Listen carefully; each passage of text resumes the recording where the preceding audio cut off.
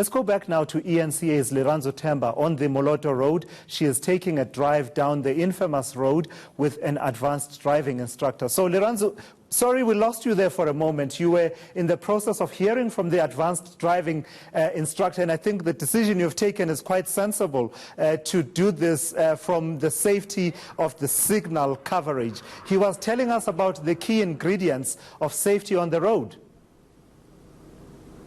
Yeah, exactly. We were with a driving instructor. In fact, you train drivers, right, Andrew? And you've been doing this so for the past 18 years. So we are here at Moloto Road, and it is, of course, known as the Death Road or the Road of Death. And we were asking you, before we got cut off earlier, what exactly makes it so dangerous? Can you just tell us again, what exactly should motorists be looking out for to ensure that they keep, they are safe on this very dangerous road? Good afternoon, ladies and gentlemen, once again. We are back live, and first things first, a motorist needs to stay focused. You need to take in all the information on the road. That is not only the road environment, the road surface, but also the road signage next to the road, which definitely tell you what you can expect. Now, when we are looking at the environment here, there's a downhill direction. Sure, let's just take a look at the environment while you talk it over. Okay, there's a downhill direction, KwaMhlanga. Now, when you look at it, there is a big sign indicating to motorists, please beware, because this is a high accident area. And when you look on the road as well, we do have challenges pertaining to the road markings. Yes, road markings are not well marked. Quite visible, right? Yes, it's not quite visible, but also going downhill, you need to definitely reduce speed in order to prepare for any eventualities that can happen. Tell us, Andrew, what about these signage that you're talking about? So we do see one that says it's a high accident zone, right, Tulas? Do motorists actually adhere to these signages, which are obviously there for their own safety? In most instances, motorists coming from work, they are definitely not relaxed, but they are rushing home. Everybody wants to get home. So they do not take in what is on the road pertaining to the signage itself, and they are worried as to whether I will get home safely as well, because I am driving on this road that is known as the Road of Death. So they are not focused in most instances. Right. What exactly, Andrew, should motorists be looking out for that they should really keep away from? What are the don'ts of driving, not just here on this Road of Death, but on roads countrywide? Okay, first things first. Hazard identification. Now we need to understand what the different types of hazards are.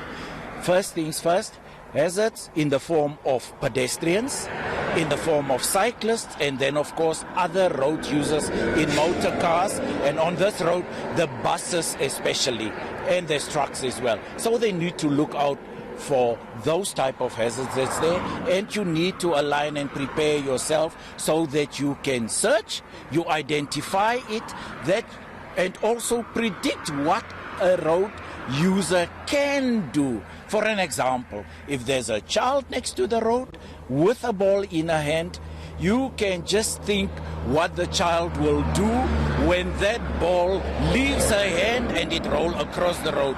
Obviously, she will follow, or he will follow the ball and forget about the vehicle that is oncoming. Yeah. Andrew, just touch and very quickly touch for us. How important is it that you inspect your car to ensure that it's roadworthy? I'm sure that's quite critical, right, for a safe journey.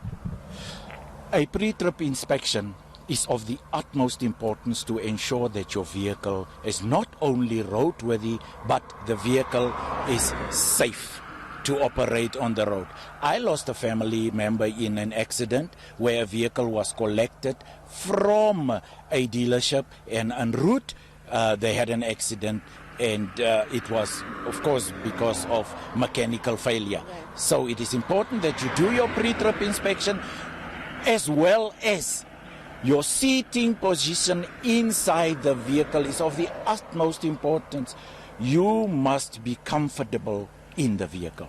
when you operate it. Yeah. And one thing I forgot to mention to us is the fact that Andrew was also a traffic official, and he's been a driving instructor for the past 18 years. And just one last question. In terms of using your cell phone while driving, I'm sure this adds on to a lot of carnage, fatalities, and just accidents on our roads. What's your tip on this? When it comes to cell phone usage, the Road Traffic Act stipulates clearly that you are not allowed to utilize your cell phone whilst driving because you get easily distracted. In most cases, people do get disturbing news from family members, and boom, gone is all your concentration on the road. And that includes even if you have a hands-free kit in your car as well. Still, it is not good using a cell phone whilst driving. It is taboo. Thank you so much for your time, Andrew. Really appreciate it. Thank you so much. Thank you, everybody. That's Andrew, who is from Giratex, who really is an instructor here in Pretoria West to us, who's giving lots of valuable information, such as what we've just heard now, to upcoming drivers, but also drivers who want to be more defensive on the road. And he does give tips saying that all drivers should be having a defensive approach. And of course, texting and driving is a no-no. Thank you so much for that, Lirandzu.